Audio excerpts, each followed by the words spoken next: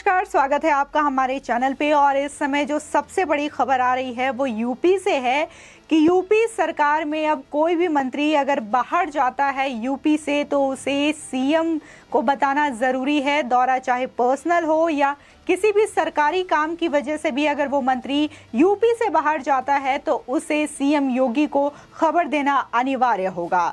दरअसल 10 मार्च को चुनावी नतीजे घोषित हुए, जिसके बाद यूपी में एक बार फिर पूर्ण बहुमत के साथ भाजपा सरकार सत्ता में वापस आई और 25 मार्च को सीएम योगी आदित्यनाथ ने दोबारा मुख्यमंत्री के तौर पर शपथ ली, जिसके बाद से सीएम योगी आदित्यनाथ ताबड़तोड़ फैसले ले रहे हैं। जहां उन्होंने फर्स्ट कैबिनेट मीटिंग में ये बोला कि जो उनके द्वारा अन्य योजना चलाई जा रही है, फ्री में लोगों को राशन देने का जो काम किया जा रहा है वो जारी रहेगा लगातार 3 महीने तक।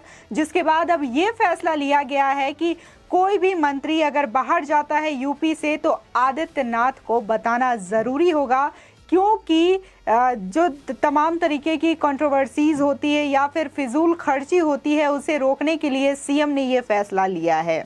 बता दें, जिस तरीके से सीएम योगी आदित्यनाथ ताबड़तोड़ फैसले ले रहे हैं और सरकार के गठन और विभागों के बंटवारों के बाद अब नजर उनकी मंत्रियों के कामकाज पर है। आपको बता दें, विधानसभा में कल उनकी मुस्कुराहट ने जो संकेत दिए हैं वो चाहे जो भी हो, लेकिन उनके फैसले बता रहे हैं कि इस बार मंत्रियों की जो डगर है वो आसान नहीं होगी बल्कि मुश्किल हो सकती है।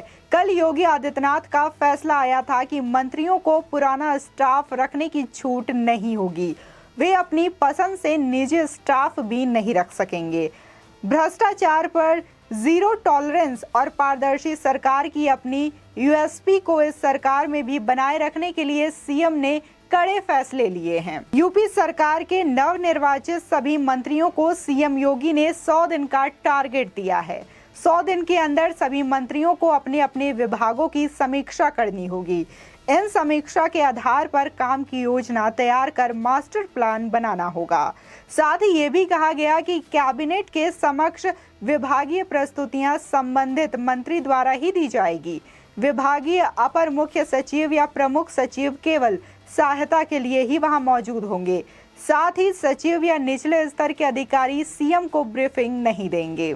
इसके अलावा मंत्रियों को अपनी रिपोर्ट में सीएम योगी को बताना होगा कि वो अगले 100 दिन में क्या क्या करेंगे, क्या नए उनके प्लान्स होंगे, साथ ही विभाग में नया क्या होगा। साथ ही डिजिटलाइजेशन के काम को भी विभाग में कैसे आगे बढ़ाया जाए, इस पर भी चर्चा की जानी चाहिए। सीएम योगी आदित्यनाथ ने खुद सभी विभागों की समीक्षा बैठक की थी। उन बैठक में जो भी विभाग के अधिकारियों के साथ ही विभागीय मंत्री भी शामिल रहते थे। इस बार विभागीय मंत्रियों को अपने अधिकारियों के साथ समीक्षा करनी होगी। योगी मंत्रिमंडल का कोई भी मंत्री अगर यूपी से बाहर जा रहा है तो उसकी जानकारी उसे सीएम और पार्टी दोनों को ही देनी होगी।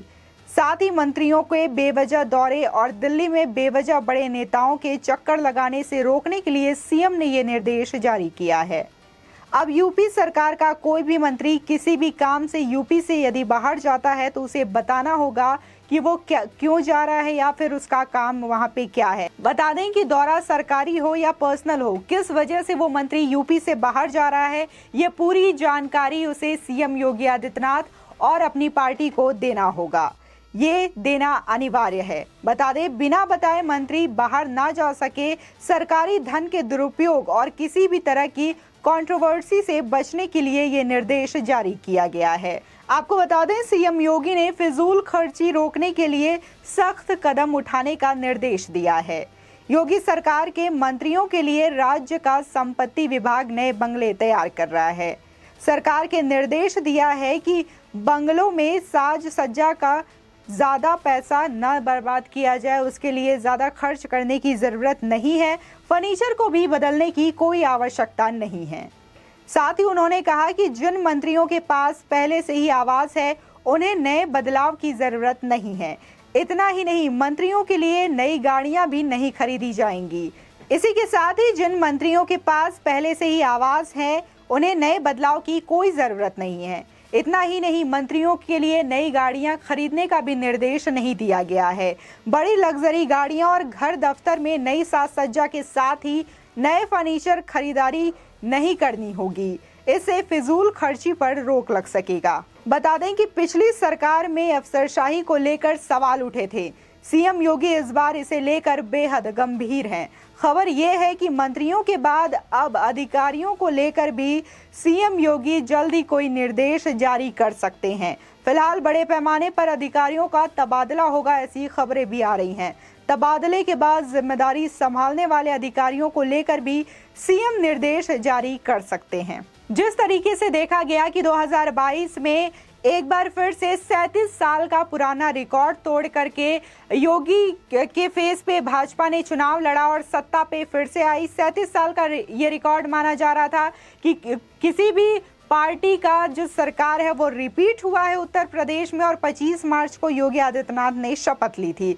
आपको बता दें कि 2022 विधानसभा चुनाव में 4 राज्यों में बीजेपी ने अपनी सरकार बनाई थी, वो भी पूरी सत्ता के साथ। और अगर बात उत्तर प्रदेश की करें तो उत्तर प्रदेश में जिस तरीके से देखा जा रहा था, जीरो टॉलरेंस की नीति रही, और जिस तरीके से बताया गया कि क्राइम रेट जो है घटा है, महिला सुरक्षा पे ध्यान दिया गया, साथ ही साथ जो लॉकडाउन में राशन वितरण किया गया वो भी एक बड़ी वजह रही भाजपा सरकार को जीत दिलाने के लिए, सत्ता में वापसी करने के लिए।